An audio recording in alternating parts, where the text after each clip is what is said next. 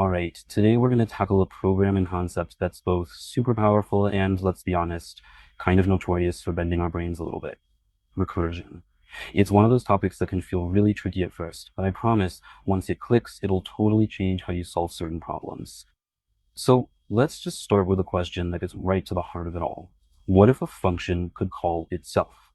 I know it sounds a bit like a paradox, right? Or maybe an infinite loop just waiting to happen. But this one simple idea is the key to solving some incredibly complex problems in a way that's, well, surprisingly elegant. And that's exactly what recursion is. It's a programming pattern where a function solves a big problem by calling itself, but each time with a slightly simpler version of the original task. You just keep breaking the problem down into smaller and smaller identical pieces until you hit one that's so simple you can solve it instantly. Okay, let's look at a classic example, calculating the power of a number. Now, the way we're used to with a for loop is pretty straightforward. It just multiplies the number over and over again. But the recursive way, it thinks about the problem differently. It says that x to the power of n is just x times x to the power of n minus 1. It's kind of a leap of faith, where the function defines itself in terms of, well, itself.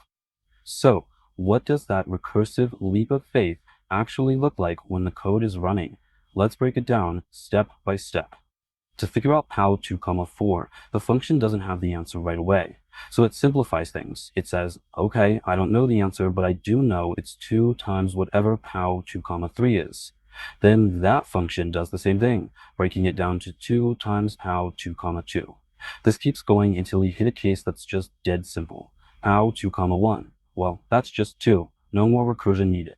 And this right here perfectly shows the two pillars that every single recursive function needs. First, you have the base case. This is your stop sign. It's the simplest version of the problem, like our pow of x, 1, where the function can just give you an answer directly. Without this, you get an infinite loop for sure. Second, you have the recursive step. This is where the magic happens, where the function calls itself, but, and this is key, with an input that gets it one step closer to that base case.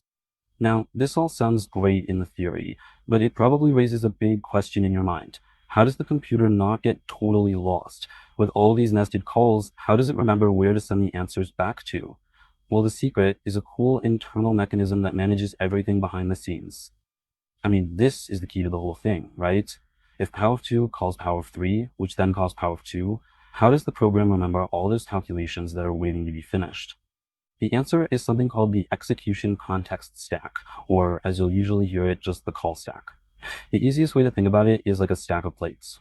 When you call a function, JavaScript takes all its info, its variables, where it is in the code, and puts it on a plate at the top of the stack. If that function calls another function, a new plate with the new function's info gets stacked right on top of it. Let's just watch how this stack builds up for pow of 2, 3. First, the context for pow of 2, 3 gets pushed onto the stack. But wait, before it can finish, it calls pow of 2, 2. So that first function gets paused, and the new one gets stacked on top. Then, that one calls pow of 2, 1. Now we have 3 contexts stacked up, a perfect record of who is waiting for whom. And now, for the really cool part, watching the stack unwind. Pow of 2 at the very top hits the base case and returns 2. Its job is done, so its plate is popped right off the stack. Control goes back to pow of 2, 2, which was just waiting patiently. It gets the 2, calculates its own result of 4, and its plate gets popped off. Finally, pow of 2, 3 wakes up, gets the 4, calculates the final answer of 8, and poof, the stack is empty again. That whole process of stacking up calls has a name.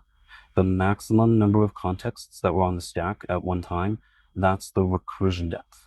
So for our pow 2, 3 example, the depth was 3. This is a really important idea, because as we're about to see, that stack isn't infinite.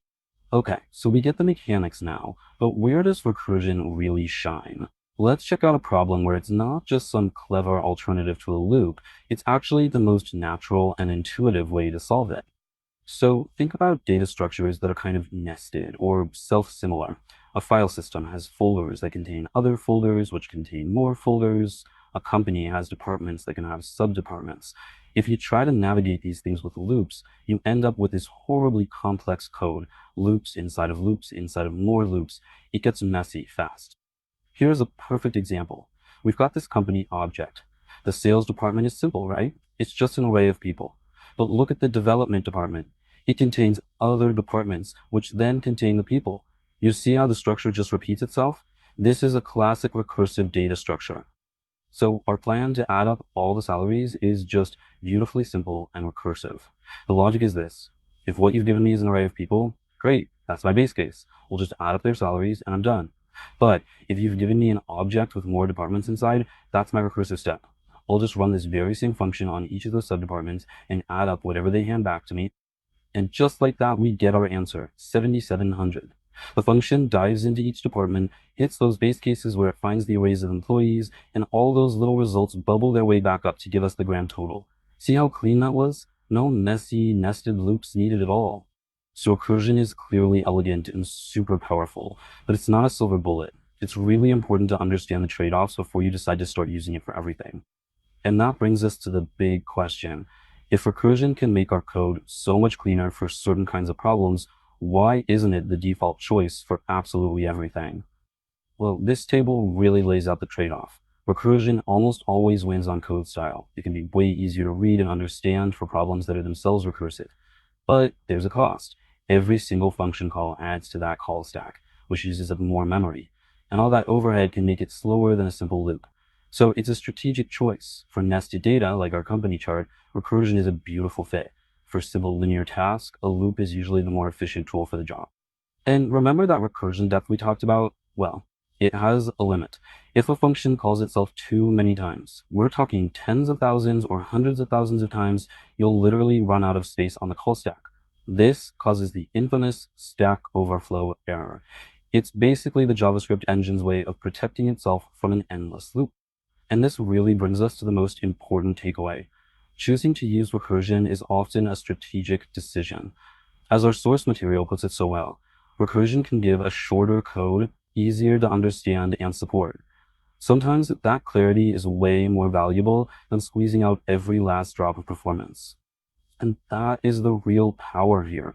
Recursion isn't just some academic exercise. It's a completely different way of looking at problems. So the next time you're facing a complex, nested structure or a task that seems to contain smaller versions of itself, remember to stop and ask, could recursion be the elegant solution I've been looking for?